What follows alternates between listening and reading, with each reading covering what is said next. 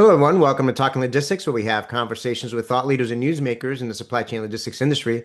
It's a great pleasure to welcome back to the program Mike Regan, who's co-founder and Chief of Relationship Development at TranzAct Technologies. And today we're going to talk about leading through the five stages of grief in supply chain management. I'm going to explain what that is in just a moment here.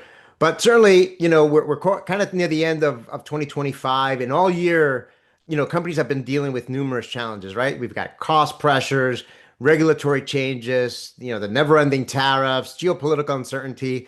And, when you look ahead to 2026, the outlook is, more of the same. That is more, continued change and continued uncertainty. And the simple truth is that the quote unquote, the way things were isn't coming back.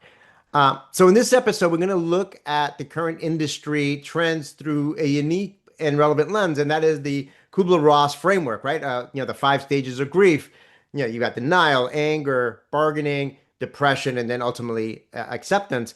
And the idea for this episode, Mike has given a lot of talks, and he was talking about this framework when he's been out there talking about the impact that the tariffs are having on supply chain and transportation operations, and just about all all these high level supply chain challenges.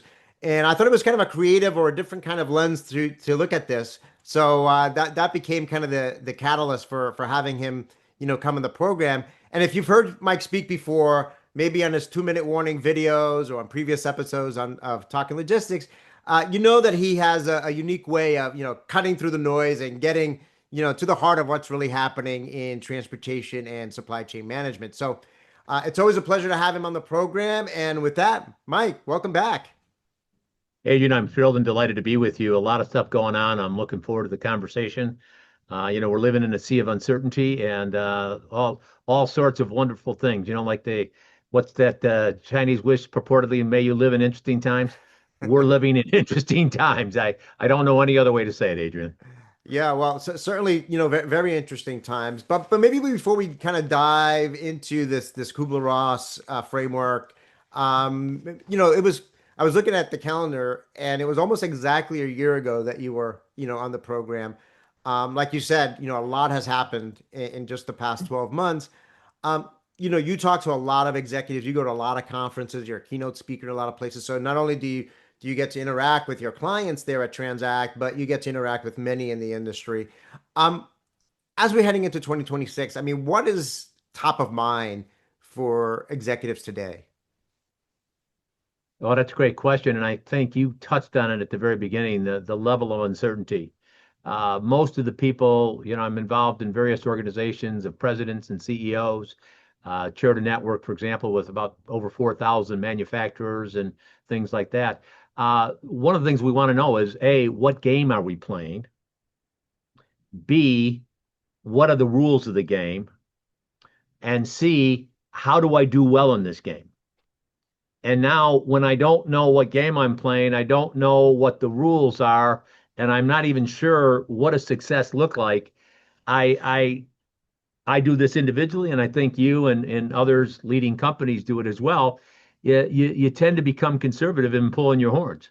You keep your powder dry until you can figure out, okay, this is the path forward. There's an old saying, if you don't know where you're going, any road will take you there. And I think right now, I think you mentioned you've got cost issue, geopolitical, tariffs, enough stuff is stirring the mix.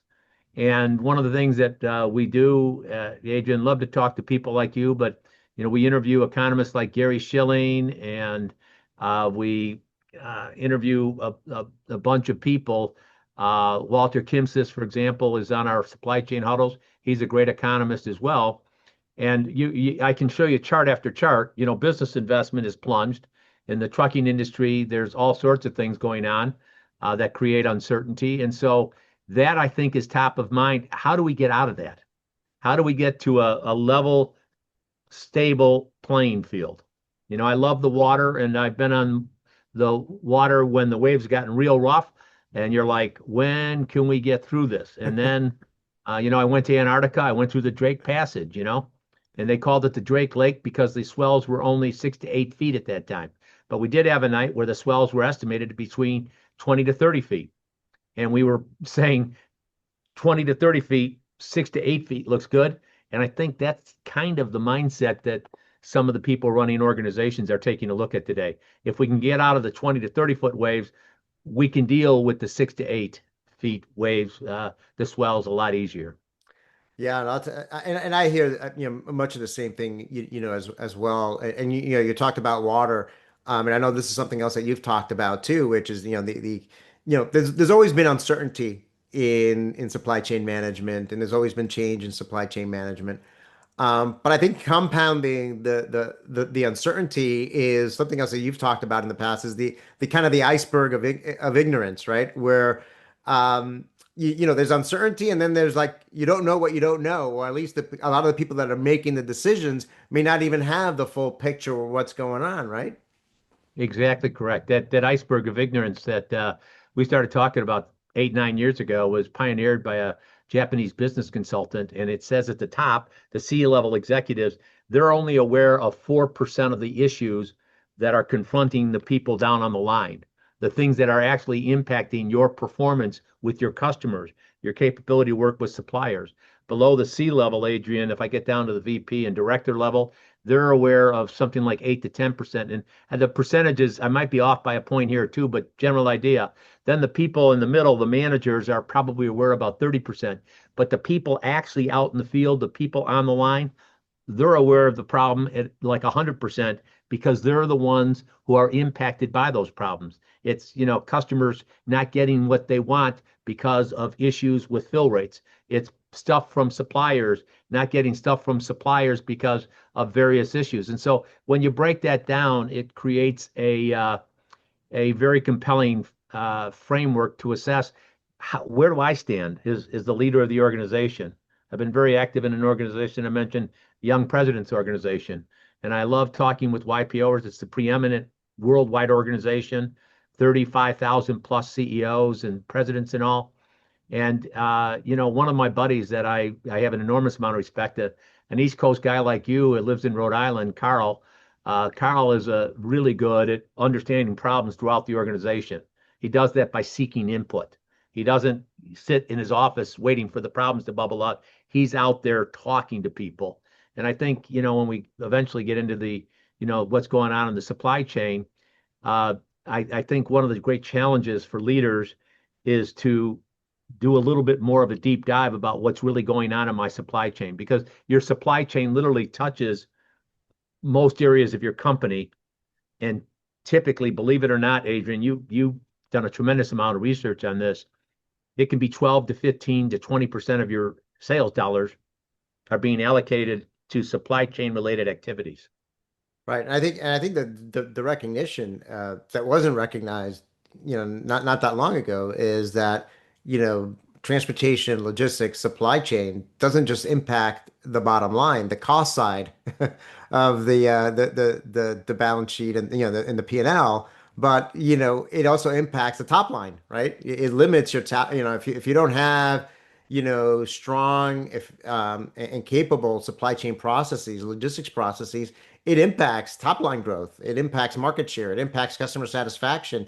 A lot of these things beyond growth. And I think just building on what you said, certainly, we always talk about the silos between the different functional groups, but then to your point, building on this iceberg framework, it's we got to break down the silos and the levels of communication, understanding between those that are in the front lines. To your point, that really have the fullest understanding of what's happening day in day out, and the C level, right? That may not be as fully aware of what's truly happening within their organizations. And maybe that's what's leading to get into now into the five stages here, which is the uh, you know uh, um, denial, right? And many companies still seem I still come across some companies that kind of seem to believe that these disruptions, these changes, this too shall pass, right? That they're gonna be temporary. And I mean, from your perspective, I mean, where do you see kind of quote unquote denial, showing up in how shippers approach transportation, logistics, and supply chain operations, and ultimately, what's the cost of staying in this stage? Well, the cost, let's go from the back to the front. The cost is you put your business at risk. You are literally putting your business at risk. Okay, because the cost of denial is felt not just on the bottom line, but in areas of the balance sheet as well. One of the things that we give a talk on that we're really excited about because I've been talking about it for years is your supply chain an asset or a liability? I'm a CPA, worked for Price Waterhouse. I can tell your folks, if you get nothing else out of this interview other than the definition of an auditor, which is somebody who walks around and stabs the wounded after the war is over, the interview will have been worthwhile. But the reality of it is, so we take a look at the cost and then let's move back up. It puts your business out at risk because when we're in denial, and I like to remind people, denial just ain't a river in Egypt. Denial is unconscious, conscious, whatever you want to call it, willingness to ignore facts, choose to ignore the facts because to deal with the facts might lead to things, to having to deal with things that you don't want to deal with. And I put this in the context of health issues. If you are feeling something and you don't do anything about it, perchance it might pass like people in denial. But by and large, what really happens is if you ignore it, it only gets worse. And, having had numerous health opportunities to grow and develop in my life, I want to attack it early and deal with it so that I can be on with the rest of my life and do talking logistics interviews for the next 30 years with you. That's kind of an important fact. So the denial is an intentional or unintentional willingness to ignore what's really going on. And along that line, I've given these talks to, during COVID especially, probably to 3 to 4,000 CEOs and presidents and CFOs and COOs. And one of the things I asked them to do, Adrian, is to rank their supply on the supply chain spectrum. One is third world countries like Somalia have supply chains that are better than mine. Five is I've got a world class supply chain. No one, does better. Interestingly enough, Adrian, as part of my talk, I say, stand up if your supply chain's important. Everyone stands up. And then I say, okay, well, here's the spectrum. You can stay standing if your supply chain is three or above. I'm just asking. If your supply chain is good, above average, or excellent, you get to stay standing. 90% of the audience sits down. So despite you telling me that my supply chain is really, really important, you're acknowledging that we have a supply chain that's mediocre to below average. And denial says, I don't have to do anything about that. But one of the things I had the privilege of doing in 2022, when I chaired this network within YPO, was to interview Jeff Wilke, who was the number 2 guy at Amazon and would have replaced Jeff Bezos had he not retired 30 days before Jeff. And he said, the secret, I asked him, where does Amazon rank on the supply chain spectrum? And he said, well, I don't want to say, brag, but we're above 4 for sure, 4.5. And he said, here was the secret of Amazon's success. Amazon said, we're going to use our supply chain to create capabilities and customer expectations that our competitors will not be able to match within the same cost framework as us. So we win. So he talked about at Amazon, the supply chain by design was viewed as an asset through which they would beat their competitors. I think they did a pretty good job. Oh, And absolutely, yeah. you get 400-foot yachts when you use your supply chain as an asset, and you get expensive weddings in Italy. That's right. Yeah, be in the, be the one that everyone is chasing after, basically. But Mhm. I love that, right? I love that question. Is your supply chain an asset or a liability? I think that, those companies that look at it as an asset, look at it as a competitive differentiator, and not simply as kind of I've been at this now for 26 years myself. In the early days, I remember going to, everyone complained. It's just everyone just looks at it as a cost center, right? And not really taking a strategic, view of it. I'm wondering if the denial aspect of it is really a symptom of what we were just talking about before, which is they're in denial because, particularly if you're in the C-suite, because you really don't understand. You don't have visibility or understanding to what's really happening out there. Do you agree with that? Oh, Adrian, absolutely. Absolutely. My wife and I'll just leave her out of it because she'll get mad at me. Uh, Jean and I have been married 47 years, and so but we're both take pride in our health. Not like you. I mean, you're a world-class cyclist, but we decided several years ago that we needed to lose weight, and part of that was prompted by a buddy of mine who told me I was in denial over my desire to lose weight and was a part of a Bible study group. And he told me, he said, please stop telling me you want to lose weight. And I said, no, I want to lose weight. He said, no, no, no, no. You're not doing anything that a person that was serious about losing weight would be doing. Okay, you missed dessert here. You're still not eating the way you need to do. So you worked out two, three times a week. That's not what you do if you want to lose weight. There are things that you do if you're serious about it. And so, candidly, we've been in business for 41 years, Adrian, and we have access to experts like you.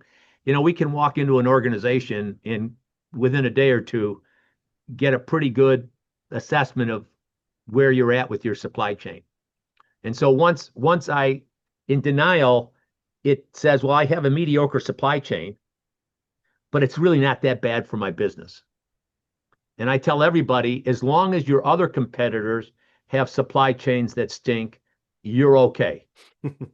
If this is the bar here and you're at that bar, okay.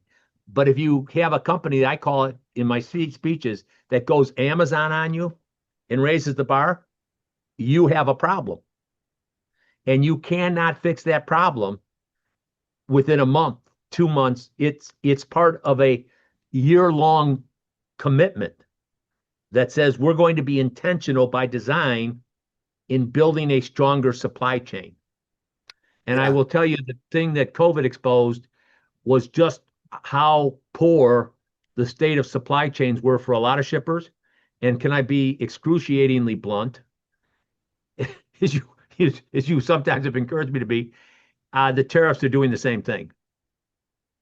I have people tell me how important tariffs are, how it's affecting their company. Fewer than 10% of the people we've talked to, and we've talked to a couple hundred, have a written tariff management plan that says, here's how we're going to manage it. And I tell everybody, if you don't have a plan, you're winging it. And if you're winging it, you could be doing that as a byproduct of the anger. What the hell? We got to do it, because it's going to be here, and we got to attack this. And then you're going to bargain. Well, if I do this, maybe that won't happen. If I do this, maybe the customer will be happy. If I do, and that's not the way the process works. That's not the way the process works. And you've done, through your Indago, you've done a wealth of research. Am I on the mark with that, do you think? Yeah, I mean that's absolutely true. I mean, we've actually done some research, related to that in terms of, how prepared our companies. For example, even we did a survey just last week, um, or earlier this month, looking at the Supreme Court case, and that took place, the hearing that took place on the Trump tariffs. And, we asked the question if for some reason, that the case can go either way, but if the tariffs get overturned, how prepared, what actions do you plan to take? And how prepared are you, for example, to file for refunds if that's something you want to do? And, a relatively large percent of the companies that responded said, yeah, we will probably seek refunds, but we really don't really know how to do that or what the process, would be. And certainly, so in some ways it kind of gonna wing it or do it on the fly based on, how the court outcome, the outcome of the case is. But I think you're right. I mean, I think and I love this kind of theory of relativity that you brought up before, right? Like, yeah, if we're performing at the same level as everybody else, then there's no problem, right? But so if everyone's mediocre, then everybody's mediocre, right? But uh, sooner or later, someone's going to be tired of being mediocre, to your point, and they're Amen. gonna Amen. they're gonna do what it takes to, what Amazon did, right? And others to say, you know what, we want to be better. We want to leverage our supply chain as an asset, not a liability. We want to be more strategic, and then you're in trouble, right? Or then now you're playing catch up, with the competition. Um, so we have the other stages, right? I think you touched upon it here. You've got the anger and the bargaining and the depression. But ultimately, the goal is to get to acceptance, right? So, if acceptance means kind of acknowledging reality, right? Acknowledging that, hey, the way things were are not going to come back, and this is kind of the operating environment that we really are in, and we need to move forward with purpose. I mean, what does acceptance look like in supply chain management right now? And what actions ultimately are going to separate companies that are adapting and thriving? What's going to separate those companies from those that are going to be stuck in the earlier stages, that are still going to be in denial, are still going to be in the anger or bargaining or depression state? Whew, that's a great question, Adrian. I'll try to briefly unpack it to the best of my ability. A couple of things. Acceptance means I have a plan. I have a plan, and it's a written plan. And it's a written plan that's basically said we're going to look across silos and we're going to take a look at how my supply chain is touching the sales process, how it's touching the procurement process. What do I need out of my ERP, my SAP, Oracle, JDE, go on, blah, blah, blah. What do I need there to do this? Uh, Now I come back through and how does it impact the finance? My favorite companies are the ones that think that, well, we're going to ask our suppliers to take 120 days. You talk about people that are unenlightened. We have dissuaded numerous shippers from doing that because, as my buddy Rob Estes likes to say, there's nothing in the Estes freight name that suggests we're a bank, and we can figure out the cost of capital just as well as you can. And we're financing, it's going to be a lot higher than your internal cost of capital. Putting on my CPA hat. So acceptance means, first of all, let's start with the plan. Give you a perfect illustration. Right now, no one knows the exact amount, but there's estimated to be somewhere in the $300 billion collection thing. All right. And I think part of the president's plan about saying giving the tariff money back to people is to put pressure on the Supreme Court and others to say, if you overturn the decision, and by the way, I'm very proud. The guy who brought that suit is somebody I know here from Chicago. He's a YPOer, and he's a wonderful guy. He didn't sit back and say, oh man, what? He said, no, we're going to go because they're wrong. These IEPA tariff issues, wrong. But now, if you're going to have a refund, there's things that you ought to be doing right now.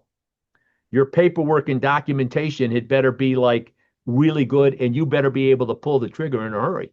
Because what happened with COVID, when everyone made the mad dash to the bank, to get your COVID relief funds, the people that went first got the best results. And so this government, how are you going to return $400 billion, $500 billion? That plan says we need to be doing this now. And then when you're in acceptance mode and you have a plan, you're being proactive. I've considered multiple scenarios.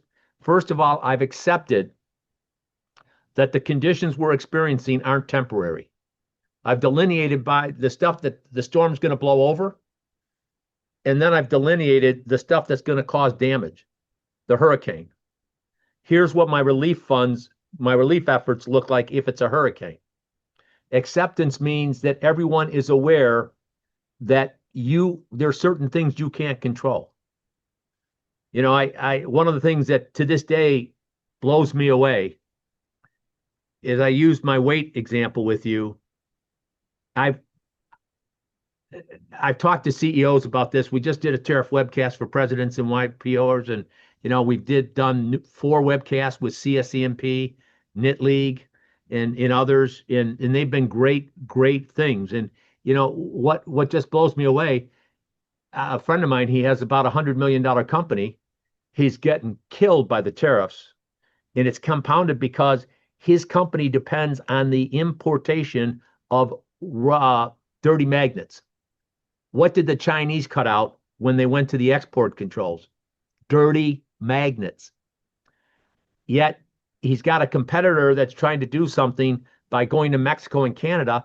He has no idea. No one in his company has any idea about Incoterms, the true impact.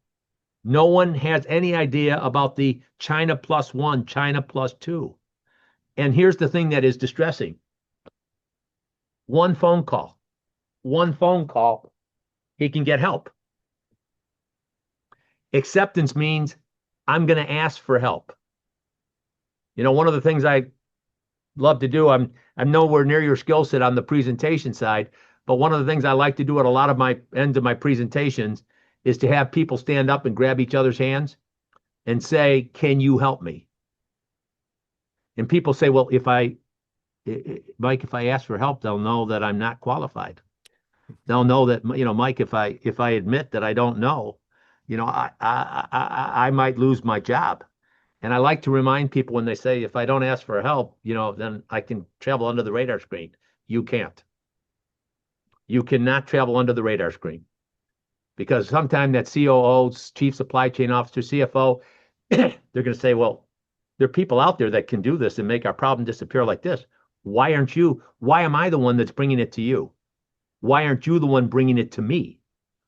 And when we're in acceptance mode, it's, like I said, game on, but game on in a positive way. Let's take off the mask. Let's stop playing pretend, like pretend this is going to go away, pretend we can bargain our way out of it by doing temporary measures and get access to people that can basically get us to the other side. And in your supply chain, Adrian, we tell everybody, if you don't mind me bringing this up, right now the prevailing knowledge is that the LTL carriers are taking general rate increases. When I spoke at the Inland Waterway Conference, I said right now the LTL carrier pricing is irrational and the pricing wall has cracked. That wasn't an attack on the carriers, but what it did indicate is we're getting great results and able to help our customers who already have great rate. We can get rates, LTL rates to go down, but it requires a different mindset. It requires doing a couple of things that I touched on our 2-minute warning here recently about knowing where your carriers want to haul your freight, knowing what an operating ratio looks like in the carriers, what you're doing that impacts a carrier's cost structure. Looking at what other things, Jeff Musing from Pitt, Ohio at TranzAct.com, we have this there, and listening to people like Rob Estes, who I've interviewed, you see the carrier's perspective. And if you do that, you see your rates come down. So one customer came to us and said, we're projecting 5% increase in the GRI, with the carriers. We did a sourcing project for them and then we lowered their rates by 9%. Now I asked the question to people, is 14% important? And for those that say no, I said, I wish I were you. I wish I could go to bed at night throwing away hundreds of thousands or even a couple of $1 million and not let that affect me. I don't want to say I'm El Cheapo, but I'm like Mr. Frugality. And if you could save money, Adrian, if you could save money, why wouldn't you want to do that? Right. And that's the acceptance phase. I apologize for going on, but you really asked a great question there. Thank you. Yeah, no, I mean, a lot to unpack there, but I think, a few things kind of struck with me. Number one is, obviously, accepting, the current reality, right? That, the way this is not gonna, just pass by, this too shall pass type of thing. This is the current reality and we have to respond to it. Secondly, you talked about part of acceptance is putting together a plan or having a plan, right? And obviously that plan is going to be a little bit more dynamic because as things on the ground, the realities on the ground change, you may need to, readjust and so forth. But you can't go there, by you can't address these things by the seat of your pants, right? You have to go in with at least, a plan on how you're gonna, address this. I think the third piece was very critical because I think that's a key piece of acceptance is to say, hey, we've got areas that, we don't have either the internal expertise or the internal Yeah. technology. And certainly that's the case with tariffs right now for a lot of companies. Or I've seen that the case too with LTL, right? Because the LTL is it's very different than, truckload, is very different than ocean. The different modes have, their unique, characteristics, economic drivers and so forth. But it's being able to pick up the phone and say, we need to tap into some expertise to help us in this area, whether it's tariffs, whether it's navigating the LTL market, whether it's understanding what's happening in ocean or whatever the case might be. So I love that piece of it because I think that is the piece that I think a lot of companies and a lot of individuals, is hard to do, right? Because you almost feel like, to your point, either say, hey, we should know this or we should do it ourselves, or it's going back to the denial phase, where you think you have the capabilities, you think you have the expertise, but you really don't. You're kind of kidding yourself there, and then that sets you up for for sustained challenges moving forward. Um, so Mike, I mean, Can I interrupt for a yeah, moment? go Can I ahead. interrupt? Yeah, go ahead. Because when I'm dealing with the stages of grief, okay, the question that I've asked some senior executives, if I was smooth and had your ambassadorial skills, maybe I wouldn't get into trouble. But I want you to I'd love your response to this because some things I've asked to people is how much worse does it have to get before you choose to fix the problem? On my weight journey, how much heavier did I have to get before I said this too cannot stand? It has to pass. And that's where, from a supply chain perspective, I think you've done some great work with Indago and just who you are in your talks. You know, I I put it back in the medical terms. If if you're a smoker and you have risk of lungs, you know, is the diagnosis, Lord may it never be, is the diagnosis of lung cancer enough to get you to stop smoking? Yeah, And and by that point, unfortunately, it's too late, and I think, unfortunately, I mean, just to build on the health analogy, I mean, for a lot of folks, they have to have, they have a heart attack, right? And they may survive it, they may not. But if they survive it, then that's the wake up call, right? And if they had taken action years ago with exercising more, being more healthy, kind of, eating more healthy food, et cetera, they may never have experienced that, heart attack. And I think I mean, that's the case, in supply chain management as well. I mean, we saw it again. We saw it with, we saw it with COVID, right? That was like, the equivalent of a heart attack. And we saw all the limitations and that companies had and the fragility that companies had in their supply chains as a result of that. And I think we're seeing it in a different sense with everything going on with tariffs, as well. So I think, unfortunately, I think the companies that I think part of acceptance and part of positioning yourself for success moving forward is to ask. You said it before, right? It's to be proactive versus reactive, right? It's to say, hey, asking those what if questions and putting together the plans or the playbooks, um, to respond effectively if and when some of those things happen. I mean, one of the words that I love that I hear more and more people talking about right now is increasing optionality. And oh, I think that's the key thing for me for success is, how do you increase optionality? I mean, there's some things you can do and there's some things you can't do. But if you're single sourced, right? That's the most classic example, right? And your option is only one, right? Our only option is to get these rare earths from China, right? Which is a situation that we in this country and many other countries find themselves in because they produce, I think it's something like 70% of the rare earths come from China and 90% of the refinery comes from there. That's a bad situation to be, right? When your option is one and it's with a country that, it could be adversarial. You can view as adversarial. And I think you can kind of take that framework across any aspect of your supply chain. So I think unfortunately for many companies, they wait to have a heart attack until they finally wake up and say, we got to you do know what? something about it. I hope you don't mind. I'm going to steal that. And the first time I'm going to say Adrian, my buddy Adrian said. Second time I'm going to say I've heard it said. And by the third time, I'll be able to say as I've been widely quoted. But Adrian, there is one thing that I just want to pass this along because I know you'll be covering it and perhaps a future discussions. There's things coming our way in 2026 that shippers aren't paying attention to. And when Bob Costello, who's a buddy of mine and the chief economist from ATA, gives a presentation at the Knit League Summit about carriers writing off 2026, I he said unless there's a liquidation of supply, we're not going to see an increase in demand. And the dilemma that the carriers are confronting is that their cost of operating continue to go up. Yep.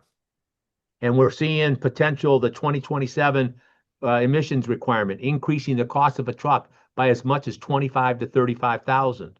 We're seeing the impact potentially, though, on the offset to get less capacity, the English Language Proficiency Act, the CDL issue for non-resident aliens.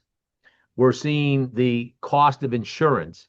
Werner was very successful, but my wife sits on the board of an insurance company that writes truck policies.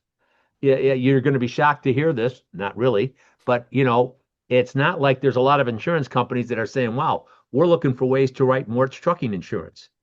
And you see insurance, carriers going self-insured. And my point then is from an acceptance phase, you said what if? One of the talks I've given is called Predictable Surprises, and it's based on a book by Peter Schwartz, or not Peter Schwartz, but two Harvard guys. But in Predictable Surprises, it says, 9, September 11th, 2001 was a predictable event. In 1996, the Gore Commission said to the airlines, we can spend $500 million to improve security. And the airline said, what could be the worst that could happen? But there were indications that they could bomb buildings, and that's what happened. So when you're looking at your supply chain in the acceptance phase, is saying, what are the threats? If my cost of containers goes crazy and that type of stuff, Welcome. what are the costs to this type of thing? And that I just highlight that for you there. Yeah, no, I think yeah, that's absolutely right, Mike. And I think um Goodbye. I think answering, those types of questions and preparing for those types of questions are very, very important. And we covered a lot of ground, today. So I mean, maybe as a way to kind of distill it down and provide the audience with a final nugget. I mean, if you had to say, hey, here's the one thing that I hope people got out of our conversation Yeah. today, to help them in 2026, what would that be? Get your plan together. Get your plan. One of my dear friends was on our board for several years as a Hall of Fame linebacker, Mike Singletary, played for the Chicago Bears, Samurai Mike. And he and I talk about this a lot. You'll never find a football team that goes into a game without a game plan. They don't say, well, we'll see what the other team does. We'll see what the other side does. And no, they go in and they script the plays that they're going to run. The defense practices what the other team's offense is going to look like. And I just asked this question. If you're not willing to invest the time and the resources to create a written supply chain plan, which, by the way, probably fewer than 25% of the shippers have, don't tell me your supply chain is important. Stop telling me you want to lose weight. Because if you don't want to invest that time, if you don't want to take advantage of great things like the Indago research that you do and that type of stuff, you stop it. Just plain out stop it and say, I'm willing to accept the outcome associated with having a below average to mediocre supply chain. It's not important enough. And I just say this, Adrian, and not to belabor the point, but I heard a great message once from a pastor that says, when people tell me what's important in their life, I ask them for two things. I ask them for their calendar and their checkbook. Because where people spend their time and where people spend their money is a reflection of what's truly important to them. And so if you don't have a plan, don't tell me that it's important, because just be comfortable and say, look, how many people go into the year? I asked this to CEOs and I'll let you go at this. How many of you have a business plan? You're going into 2026. Are you going to have, do you have a written business plan? Oh, yeah, yeah, yeah. Do you have a disaster recovery plan? How many people have written disaster recovery plans? 95, 9. And in the area of cybersecurity, that number, if you don't have a cybersecurity plan, you're crazy, okay? Go back to jail. Do not pass go. So you have a written business plan, you have a written cybersecurity plan, you probably have a written sales plan, because they're quote unquote important. But you don't have a written supply chain plan. So continue to live in the land of denial. Maybe you get over the anger. Maybe you're going to bargain your way out of it. Oh, we'll do this and it'll pass and this, that. And then you can get depressed and say, will it ever end? You want to hear something there? You want to hear something? This blew me away. I was talking with a company, big ass company, and they were talking about the fact their earnings. And they import a lot of stuff from China and all. Those tariffs are going to wipe out 50% of their earnings. And I'm like I said before, how much worse does it have to get before I say, well, maybe there's things I can do to make it only 25% of my earnings. But does that help out, Adrian? Yeah, I think that's a perfect way to kind of condense everything we talked about, right? I mean, I think, and I love that analogy. I mean, where do you spend your time and where do you spend your money? And I think one way to kind of frame that within a supply chain or supply chain group is to say, hey, look, if we look over the past year, uh, what percent of our time do we spend being proactive in terms of asking these what if questions, putting together these playbooks and plans, gathering the data that we needed to make data-driven decisions, so on and so forth. And how much of our time did we spend firefighting, dealing with all sorts of exceptions, angry customers, angry suppliers, and so forth, because we were fully in reactive mode. And I think if the balance of time is off, right, or if you're spending, more than 50% of your time on that reactive piece of it versus the proactive piece of it, then you've got some room for improvement there. So, Mike, And we haven't covered, by the way, maybe this could be our next conversation in talking logistics here, hopefully sooner than a year from now, is the role that AI is going to play. that's right. I was about to say, we actually went the entire conversation without mentioning AI, which I think, is probably blasphemous in this day and age. But you did it. You inserted AI in the conversation right at the end here, setting up the stage for our next conversation, which surely has to be before next year. So More to come. more to come. This was we could promote this episode as the first AI free conversation of Yeah. 2025, perhaps, but which is probably why it's a breath of fresh air.